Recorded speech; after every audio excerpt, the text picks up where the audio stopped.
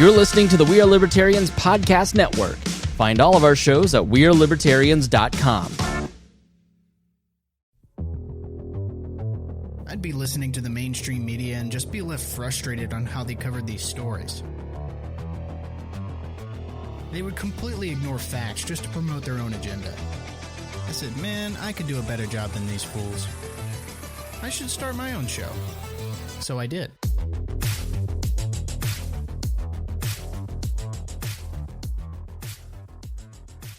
Hey everybody, what's up?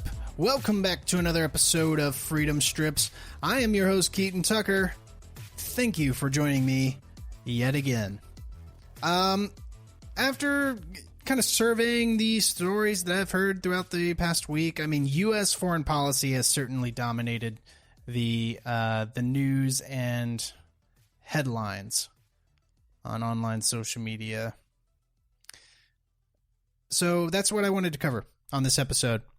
We will cover the Trump tariffs, and we will cover the U.S. pressure on Iran and what exactly that means and how terrible of an idea that is.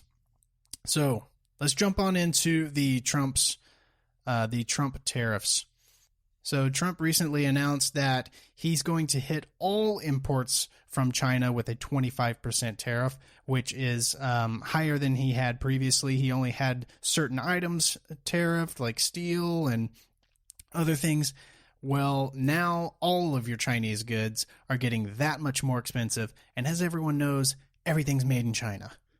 There was a great article on this on the Cato Institute that I wanted to read. It kind of overviews why tariffs are kind of a dumb way to attack other countries, because it hurts the people within your own country.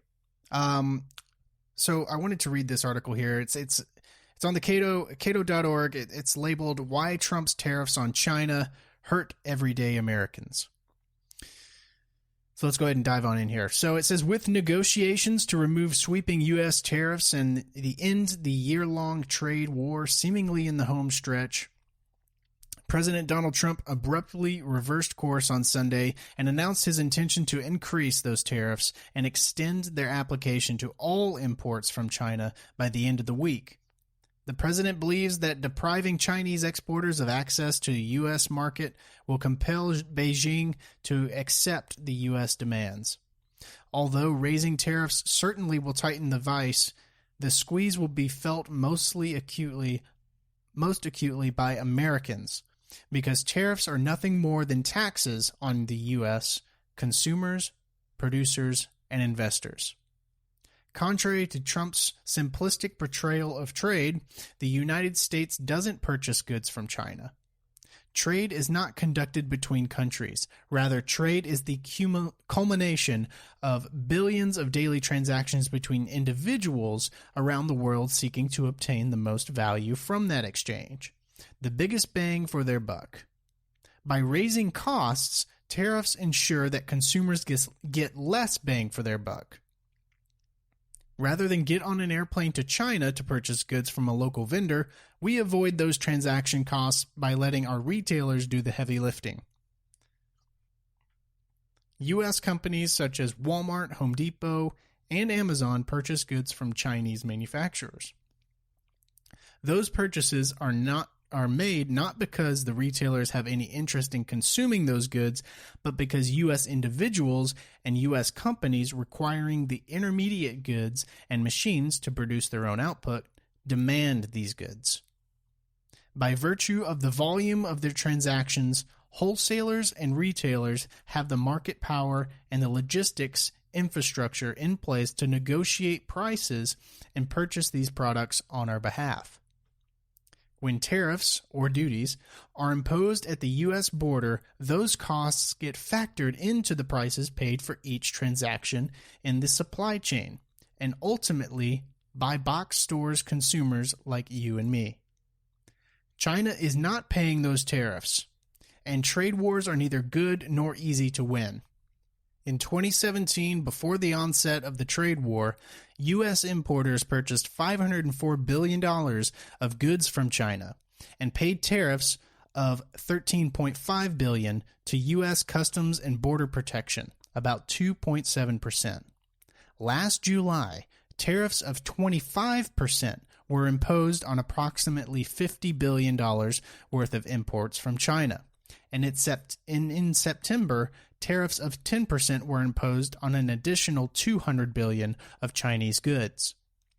Year-end figures show that the U.S. in 2018, U.S. importers purchased $543 billion worth of goods from China and paid duties of $23 billion.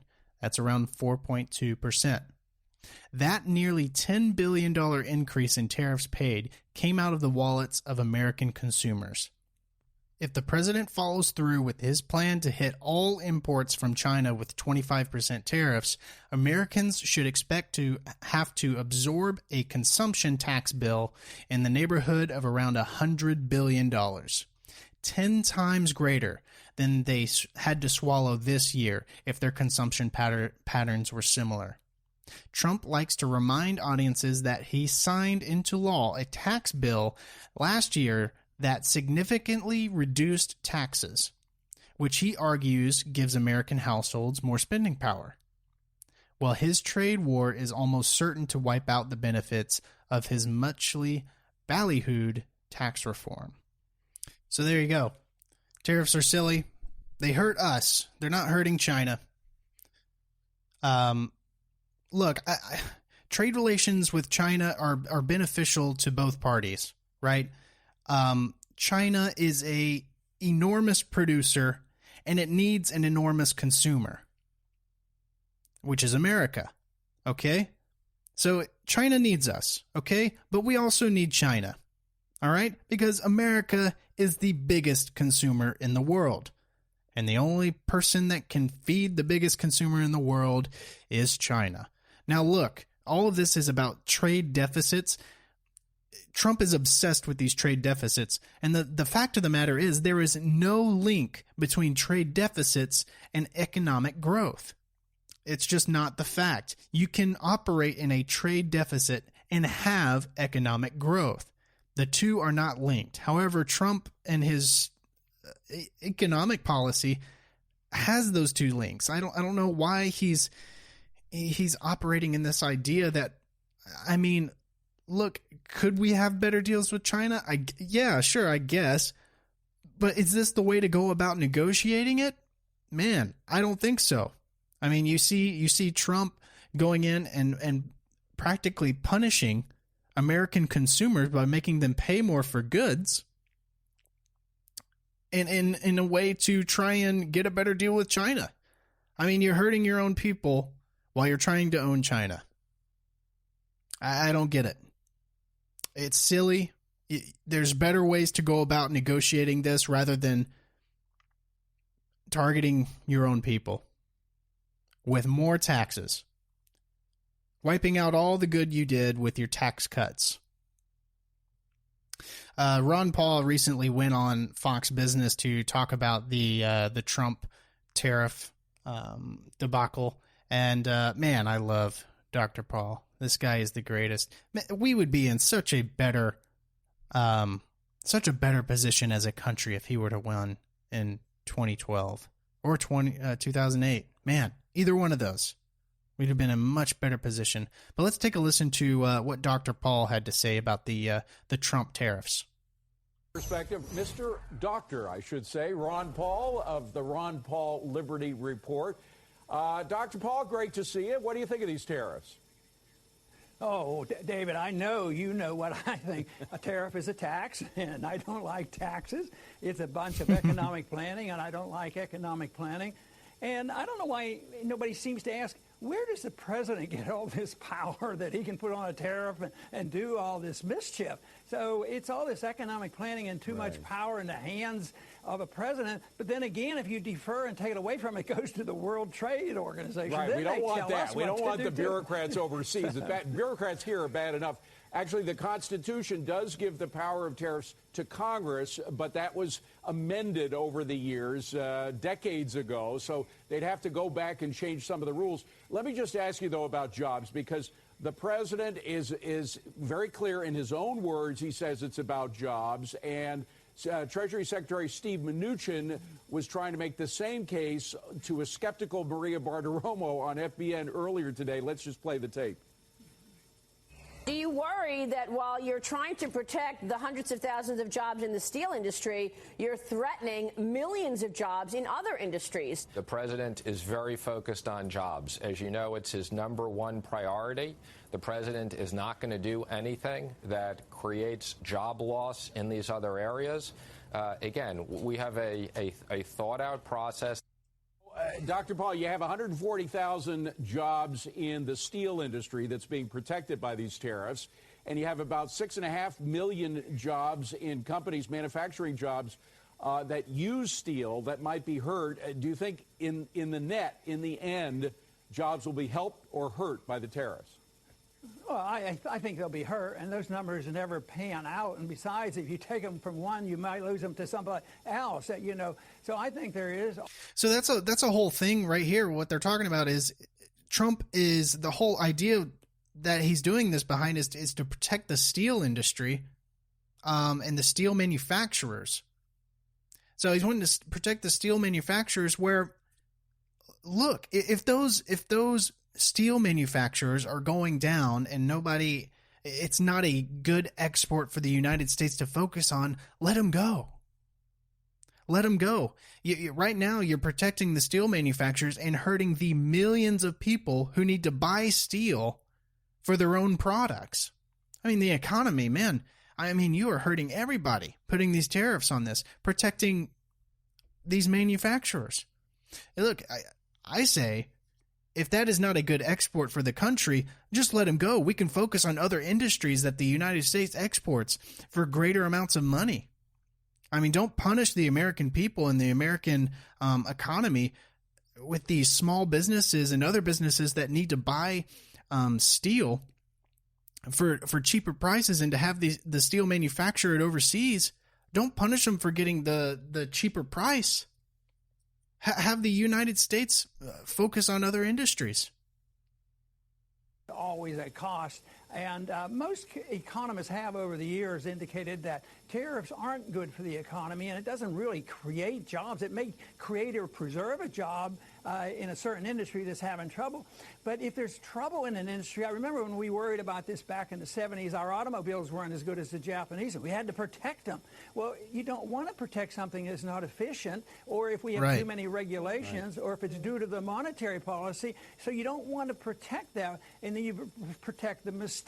And that's why bailouts are bad. It's a form of a bailout, and a lot of people talked about that during the recession. Why bail out the people who have been making all the mistakes? But essentially, that's what we did. All right, let me go to the source. The president himself tweeted out earlier, from Bush 1 to present, our country has lost more than 55,000 factories, 6 million manufacturing jobs, and accumulated trade deficits of more than $12 trillion. Last year, we had a trade deficit of almost $800 billion. Bad policies and leadership. We must win again. We should remind folks that one of the worst trade deficit years we've had in decades was back in 1984. In that year, when we had such a bad trade deficit, the economy actually grew 7.3%. So it's not clear that there's a direct relationship between trade deficits and growth. Yeah, I think there's a lot of misunderstanding about trade deficits, because what you look at to find out what happened, there's always a balance of trade. Now, when we have a monetary system like what we have now, and we get to print the money, you're going to have a trade deficit by its very nature, because we have the cash and we buy stuff and we get a good price on it. But it's not static. It isn't like we lost on that. The Chinese and others do us big favors. They buy up our debt. So we literally export some of our penalties and export the inflation, and it's not quite like the trade deficit. I think what you have to look at is the total picture of the balance of trade and where it's going and what happens when you have a central bank manipulating interest rates and currency, which encourages debt. So if you patch up some of these things, it doesn't deal with the big problem, and that is debt. You and know if what I would interest love rates to go have, up, Dr. Paul? I'd love to have another 5 minutes to talk to you, but I'd love to have you and Wilbur Ross in a debate. That would be a thing of beauty. I would love some. So there you have it, Dr. Paul on his thoughts on tariffs. I think he nails it. I don't know. We'll have to see what happens, but man, I mean, we're already seeing the effects now with the economy. I mean, what did the Dow drop the other day? Like 600 points. It was crazy. So we'll see if this gamble pays off for Trump. I don't know. Moving on to Iran. Man, the U.S. pressure on Iran has really stepped up this past week. Bolton and Pompeo are getting closer and closer to their war with Iran. I mean, it's bad. They're practically going unchecked. The U.S. sent a aircraft carrier into the Persian Gulf, responding to what they said was a threat from Iran, a possible attack. So they sent a battle group with bombers and fighter jets and the aircraft carrier to the Persian Gulf. There was just an article that just came out the other day about John Bolton issuing a possible plan for deploying 120,000 troops to the areas around Iran as just kind of like a puffing out his chest. The United States puffing out its chest as a way to intimidate Iran. Practically just begging for Iran to make the wrong move and to start a war.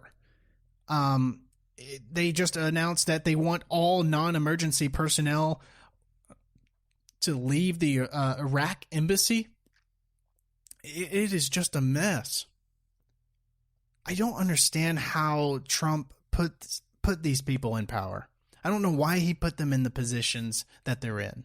They completely contradict what he ran on in 2016 to end the endless wars, to stop these endless conflicts, save money, and actually focus on protecting ourselves and our borders.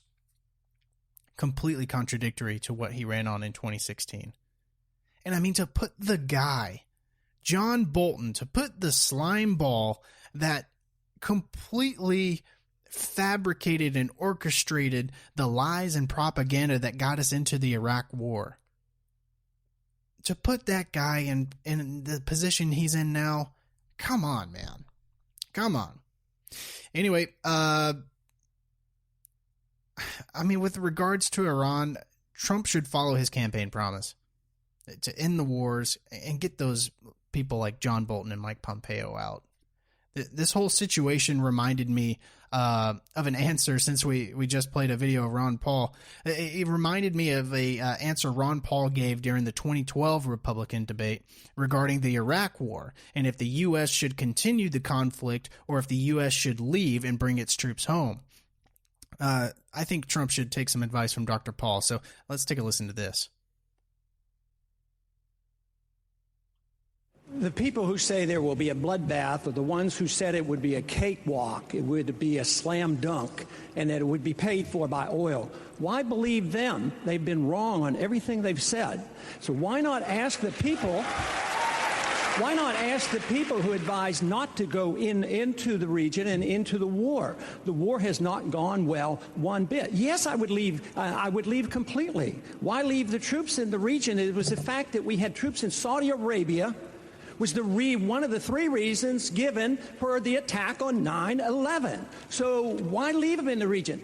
They don't want our troops on the Arabian Peninsula. We have no need for our national security to have troops on the Arabian Peninsula. And going into Iraq and Afghanistan and threatening Iran is the worst thing we can do for our national security. I am less safe. The American people are less safe for this. It's the policy that is wrong. Tactical movements and shifting troops around and taking in 30 more and reducing by 5, totally irrelevant. We need a new foreign policy that said we ought to mind our own business, bring our troops home, defend this country, defend our borders. So if... Big applause there. And man, how is that dude not president? How did that dude not get president? But listen to what Chris Wallace says. He tries to nail Ron Paul right here. Listen to what this crazy guy says. So, Congressman Paul, and I'd like you to take 30 seconds to answer this. You're basically saying that we should take our marching orders from Al-Qaeda. If they want us off the Arabian Peninsula, we should leave? No! What a chump. You're basically saying that we should take our marching orders from Al-Qaeda? Obviously, no.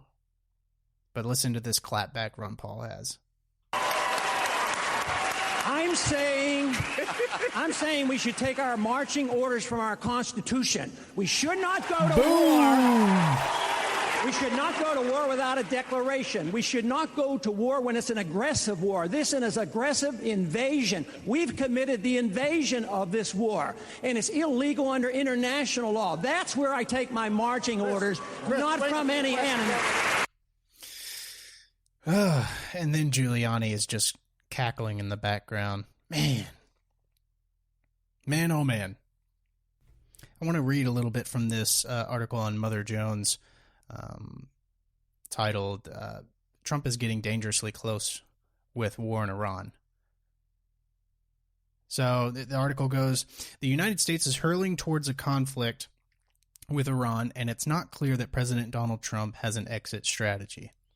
In the year since he dumped the Obama administration's prized nuclear agreement, Trump has pursued a policy of maximum pressure towards Iran with a series of increasingly bellicose moves. Last month, he designated the Islamic Revolutionary Guard Corps as an elite military group with vast economic influence in the region, a foreign terrorist organization. Weeks later, he banned the purchase of Iranian oil in a blow to 8 countries, including allies like Japan and South Korea, that has previously relied on U.S. waivers to accept it. Those actions were just a prelude to this week, during which Trump sanctioned another key Iranian export, industrial metals, and deployed an aircraft carrier to the Middle East 2 weeks earlier than planned in response to intelligence that Iran was targeting U.S. troops in Syria and Iraq. The United States is not seeking war with the Iranian regime, National Security Advisor John Bolton said in a statement announcing the move.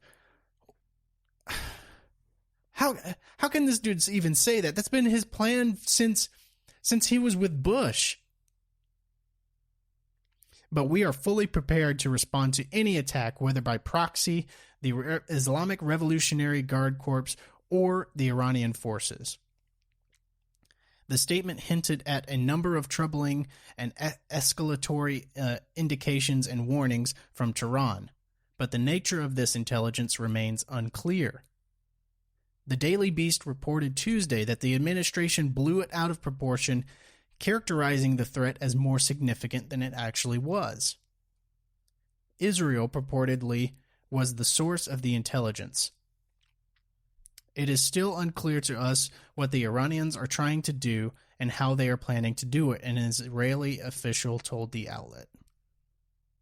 More concerning is the role played in all of this by Bolton, who earned a reputation in the George W. Bush administration for exaggerating global threats and cherry-picking intelligence.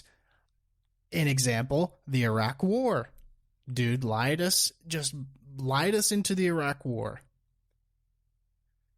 Interagency meetings, which used to be a regular feature of the National Security Council, have all but disappeared during his tenure.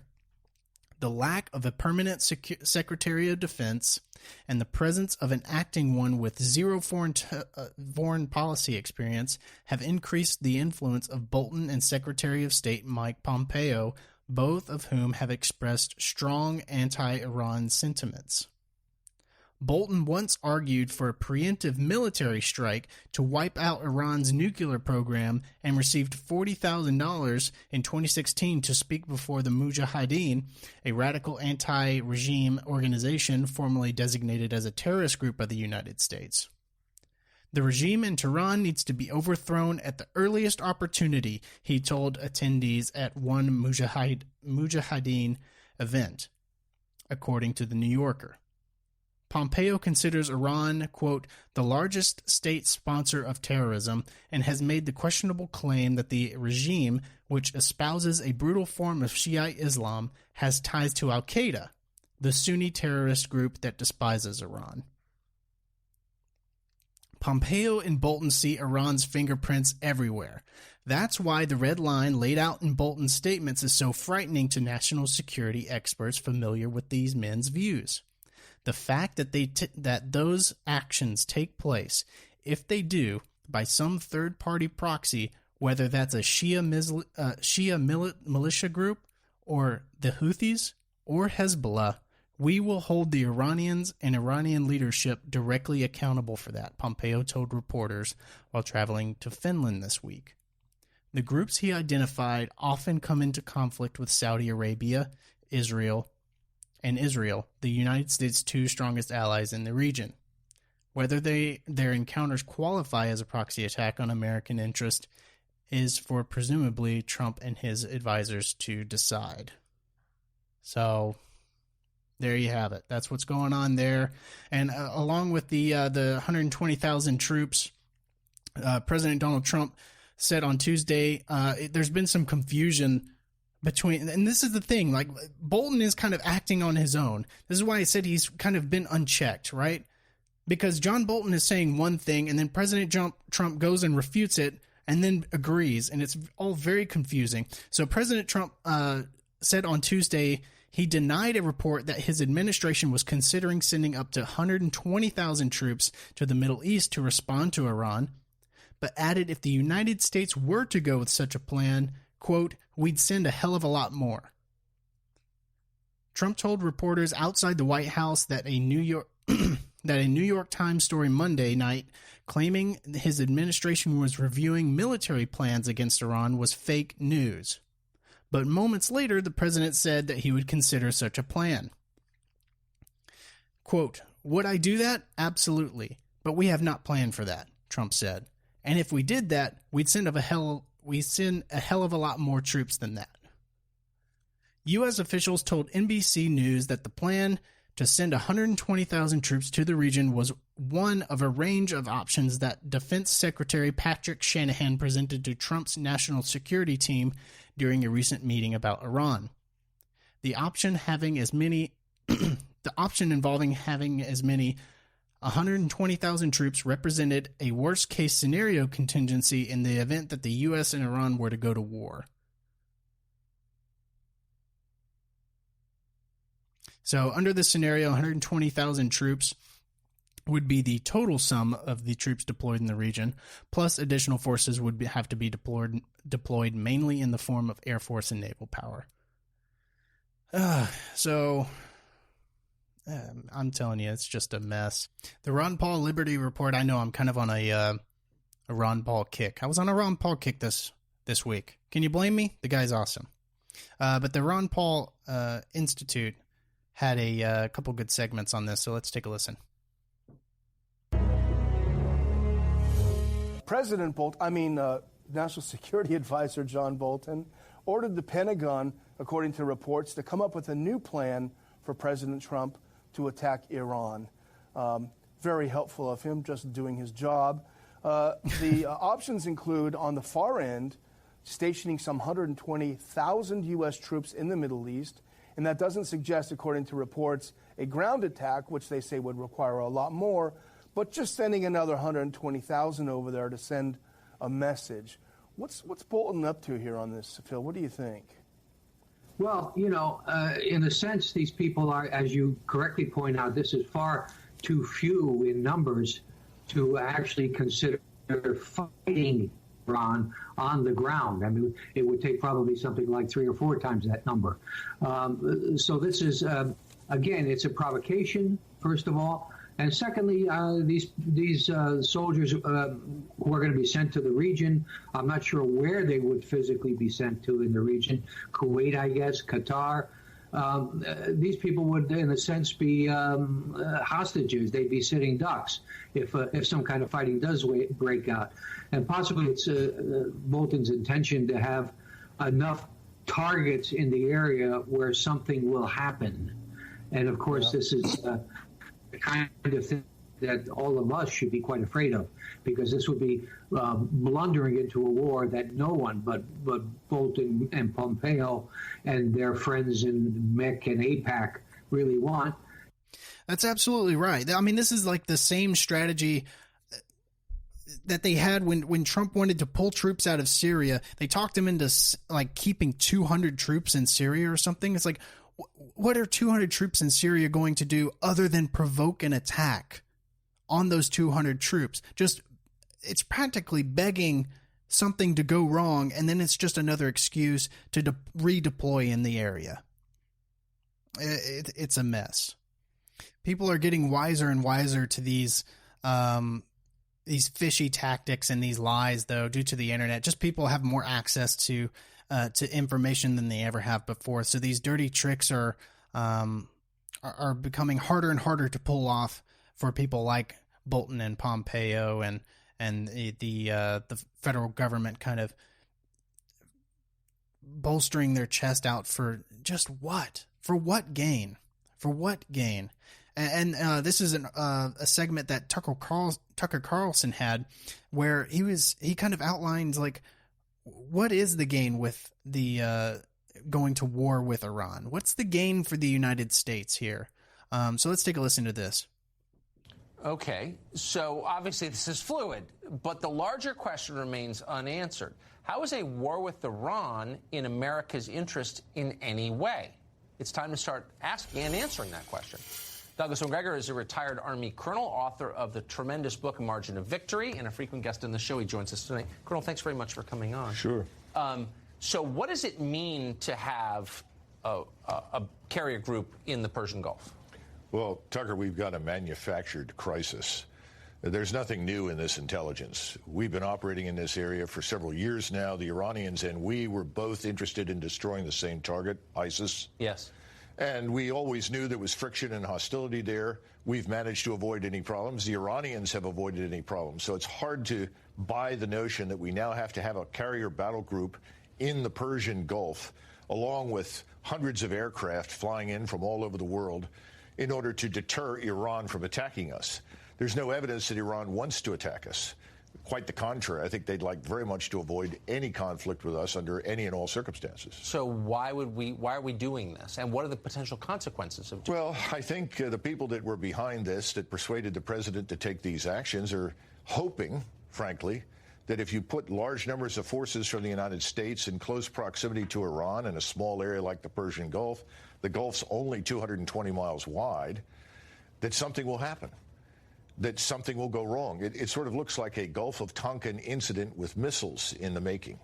Now, do we benefit? It's hard to see how. I mean, the first question you should always ask before any action is taken, measure what you might gain by what you might lose. Right. What do we gain? Is this supposed to persuade the Iranians that they should not keep some additional enriched uranium? Is this designed to make them capitulate to the series of demands that Mr. Pompeo put in front of them? If so, I think that's ludicrous. I don't see any evidence of that happening.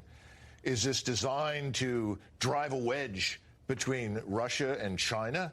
On the opposite, I think you're going to force cohesion on all of the great continental powers against us. They're going to look at any action we might take against Iran as a precursor to future action we may take against them. So I don't see the president gaining from this, but I see that he loses. I don't see how he gets reelected. I don't see how he achieves anything in the Gulf that's positive whatsoever for the United States and the American people. But there, in our foreign policy establishment, is a fairly large group, relatively speaking, large group of people who are intent on war with Iran. Yeah, well, unfortunately, in the case of General McKenzie, who spoke not long ago in front of the Foundation for the Defense of Democracies, he described himself as a man with a bias for action. I'd much rather have a 4-star with a bias for thinking. And right now, he should be very concerned about the secondary effects of anything we do in the Gulf. The Russians are not idle. They are watching this very carefully. If we take action and we get into a killing spree with the Iranians, they will come in, and we will find ourselves without a back door to get out easily. The Chinese will also ship what they can there. And by the way, the Turks, who have no love for the Iranians, may view this as something positive that they should participate in. This is not a good thing for the United States. No. And the people agitating for it right now, MSNBC, CNN, Max Boot, Bill Kristol, the usual suspects, yes, none of whom have the country's interest at heart, I would argue. I mean, it's chilling. That's absolutely right. CNN, MSNBC have turned into these warmongering media outlets.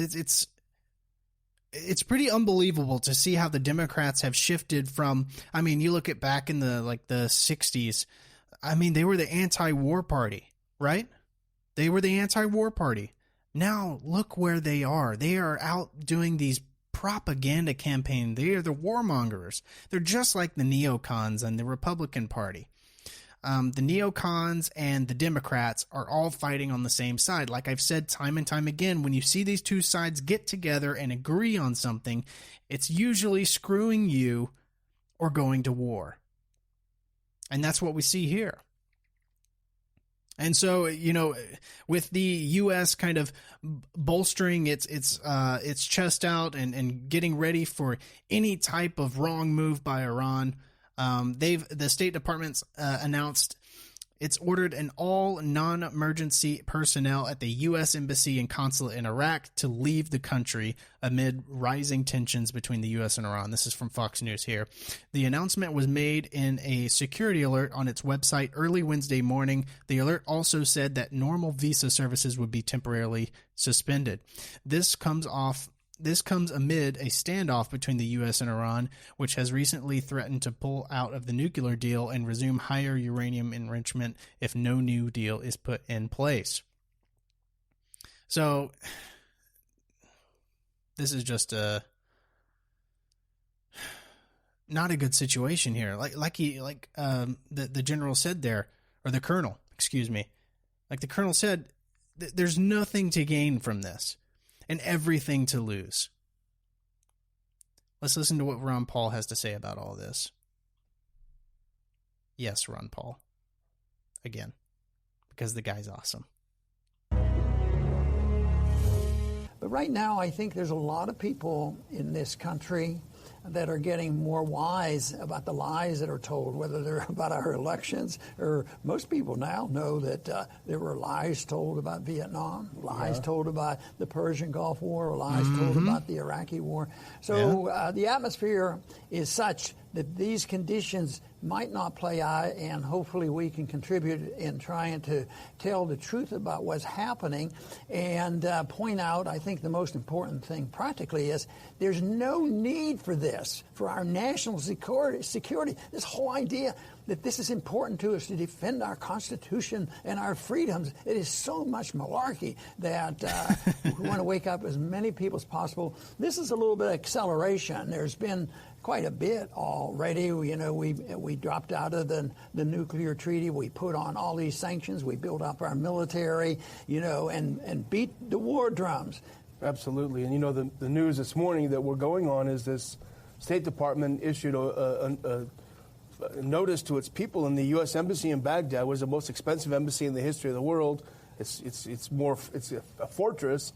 That no, there are some threats here. We have to abandon. We have to evacuate all non-essential personnel from the embassy and from the country. It really strikes one as political theater, as ramping it up. But this is sort of another aspect of the trap that they have set and they're setting. And they're actually setting it for Trump, who is looking more and more hapless by the day. Because what they're doing is they're establishing, the neocons I'm talking about, establishing as fact that anything that happens in the region is all Iran's fault, while tightening the noose, bringing in more troops, more ships, more bombers, closer and closer, just waiting for them to make a wrong move. Well, it's a frightening thing. It's a frightening thing. Man, I hope that